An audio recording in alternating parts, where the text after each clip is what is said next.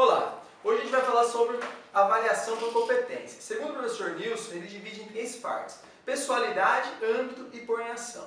Pessoalidade é que cada aluno, por exemplo, aprende no seu tempo, no seu contexto e de uma forma bem particular. O âmbito seria que nem todo mundo tem afinidade com tudo, ou seja, nem todo mundo aprende tudo. Cada aluno vai ser bom em alguma coisa, pode ser em uma, pode ser em duas, pode ser em três, mas nunca em tudo, raramente em tudo.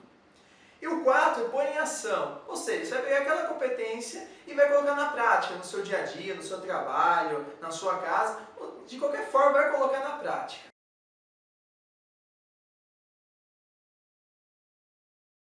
Agora as disciplinas são uma espécie de elementos para essas competências. E quando essas disciplinas são ausentes nesse processo, você gera um ser incompetente. Assim como também uma pessoa que sabe muito, que tem muito conhecimento, mas não socializa, não transmite, não faz o bom uso desse saber, é uma pessoa incompetente também.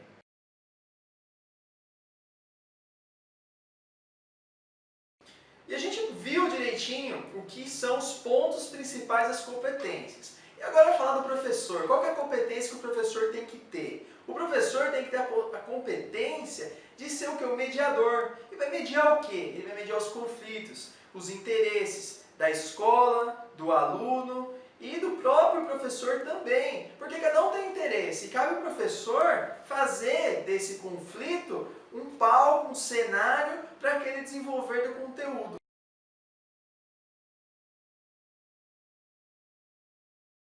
E diante disso tudo, o professor não pode ter uma postura sistemática, inflexível, pelo contrário, ele tem que ter uma postura flexível, ele tem que estar subsidiado pelo planejamento, que é onde ele vai mapear e vai tirar, vai colocar o relevante e vai tirar o irrelevante. Isso do seu plano de trabalho, isso do seu conteúdo, isso das suas diretrizes dentro da sala de aula, dentro do conteúdo que ele vai abordar.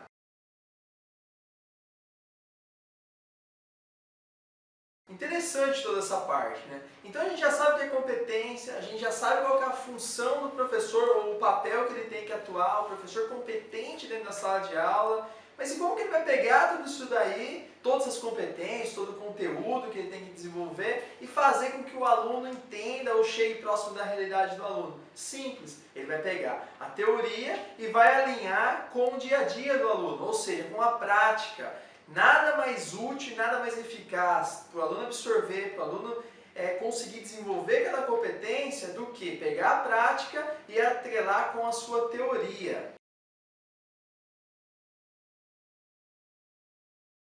A gente falou sobre as competências, sobre o papel que o professor tem que ter, qual é o papel do professor competente, aonde ele tem que se subsidiar, qual que é a postura do professor. Mas é como avaliar esse aluno? Bom, para avaliar esse aluno, ele tem que ter chegado no final desse ciclo, ter que alcançar o objetivo de compreender, de ser compreendido, de se expressar. Não adianta saber e não saber se expressar, ter conhecimento, igual a gente falou agora há pouco, mas não saber passar esse conhecimento e não ser compreendido também, né? E não compreender o mundo que vive, o mundo do trabalho, os seus amigos na sala de aula, o seu professor. Então é isso daí o primeiro foco que você tem que ver se o aluno alcançou. O segundo é argumentar e decidir.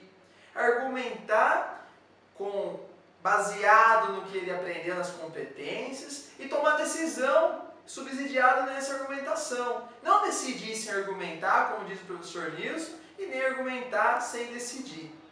E o último é a criatividade. Ele vai além do que ele aprendeu, ele vai além daquela competência, ele vai pegar aquela competência e vai aplicar em outra coisa, sendo no contexto da sala de aula, ou fora da sala de aula, contexto do mercado de trabalho, ou mesmo na sua vida pessoal. Então isso é o que se espera do aluno, que ele atinja esses pontos para ele ser avaliado. E o professor tem que saber como avaliar esse aluno baseado nesses pontos. Bom, a gente está chegando no final dessa breve explanação sobre os pontos da avaliação, sobre os pontos da competência e sobre a postura que a gente espera que o professor tenha na sala de aula. É um assunto muito importante, mas a mensagem disso é que o aluno tenha em mente, o professor tenha em mente, a escola tenha como uma verdade que ninguém conhece tudo, que ninguém aprende tudo. e que esse saber, esse construir o conhecimento é um processo contínuo. A gente tem que respeitar os limites do aluno, respeitar os limites do professor, respeitar os limites da escola, para que a gente consiga, juntos, uma educação melhor perto do aluno, perto do professor, perto da escola. Espero que vocês tenham gostado. Muito obrigado.